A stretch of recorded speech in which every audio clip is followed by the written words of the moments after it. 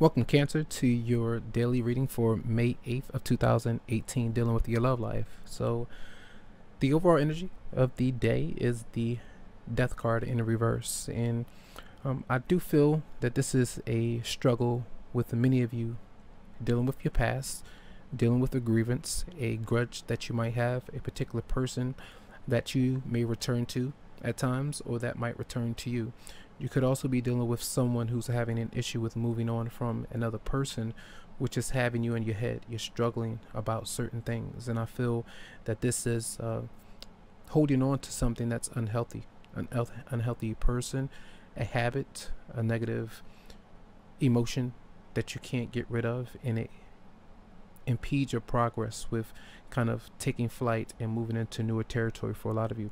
It's almost like a, if you know about astrology, like a Mercury retrograde residue. We're getting out of that. We're going out of the shadow phase, but it's still that energy of where we're having flashbacks of someone that pops up in our life, and we are needing to face this. We're needing to figure out, why do we accept these things? Why do we often hold on to what's not working any longer? Now, this doesn't often mean that things can't be forgiven and worked out between two people, but these things come up to challenge you and to try to ask yourself personal questions.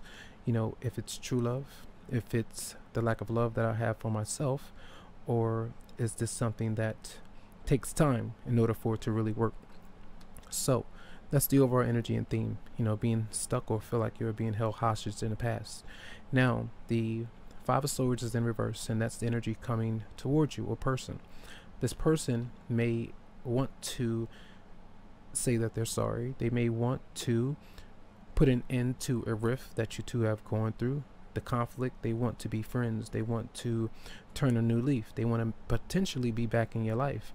And for many of you, you might not want that to happen. You may not want to forgive that person. You might not be able to do it. Not sure that you know how, not sure of what to say, whether or not to say anything at all.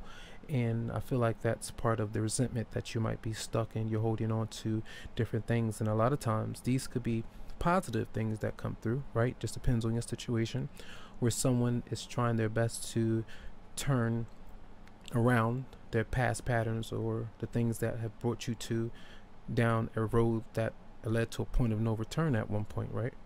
And now they come back into your life to say, oh, I'm sorry, let's try things again. I know we've been through this a billion times, but let's try 1,000,001 and see if that works. But sometimes people are fed up and don't want to do that. So it just depends on how you approach your situation with the particular person.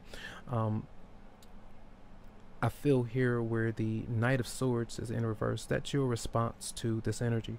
And you can kind of see that all that energy that's behind you, say you could be dealing with an Aquarius, Libra, or Gemini. That's the air element that's showing up there, and that person doesn't really want to speak to you. And the fact that this is going on for some time, that they've been aloof, that they've been not wanting to communicate, because they could have been potentially dealing with an ex-partner, constantly having you waiting, or you've been stuck in a situation like that where you did not find clarity. Your intuition was telling you that something has been off.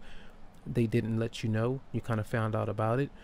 Now you're holding on to that resentment or that anger and fear that you have because of that other person and their actions, or the lack thereof, you see. And now you don't even want to communicate with them. You don't want to argue. You don't want to do anything. You just don't want to be bothered. So it's like, I'd rather keep my mind in a way of going in a different direction rather than going back to the past or staying with you at all in the current moment. So many of you are dealing with that kind of situation, where you're just frustrated by somebody or certain circumstances that continue to happen over and over again.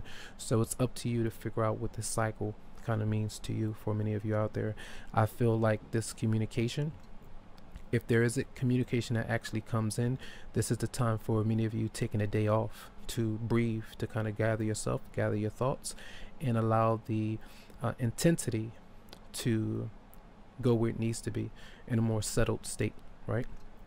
So so that you can settle your differences. So we do have the card of forgiving and learning.